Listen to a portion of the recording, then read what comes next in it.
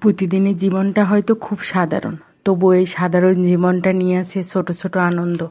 আজকে এই ভিডিওতে আমি দেখাবো নিজের মতো একটা দিন। এখানে আছে ঘর গোছানো, রান্না বান্না, নিজের মতো একটা দিন কাটানো। প্রতিদিনের সকালটা কাটে অনেকটা ব্যস্ত সময়। বাচ্চাদের স্কুল থাকে, হাজব্যান্ডের অফিস, তারা চলে যাওয়ার পর প্রথমে আমি আমার বেডটা অনেক সুন্দর করে গুছিয়ে নিই। বেডটা গোছানো থাকলে মনে হয় অর্ধেক কাজ শেষ। তারপর আমার আলমারিটা সুন্দর করে মুছে নিই। এই কাজগুলো আমি প্রতিদিনই করি।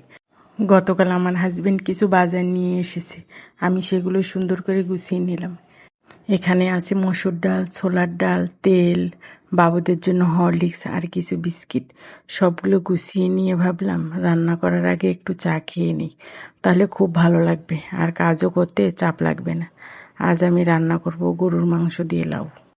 আমি প্রথমে পেঁয়াজগুলো দিয়ে নেড়ে চেড়ে নিয়ে লাল হয়ে আসলে মাংস দিয়ে দিয়েছি। মাংসগুলো একটু ভেজে নিয়ে অন্য সব মশলা একসাথে পানিতে গুলিয়ে দিয়েছি। এটা করলে কালারটা অনেক সুন্দর আসে। তারপর ভালো করে মশলাটা কষিয়ে নিয়েছি। কষা হওয়ার পর পানি দিয়ে দিলাম। মাংস হয়ে আসলে লাউগুলো দিয়ে আবারও কষিয়ে পানি দিয়ে নিলাম।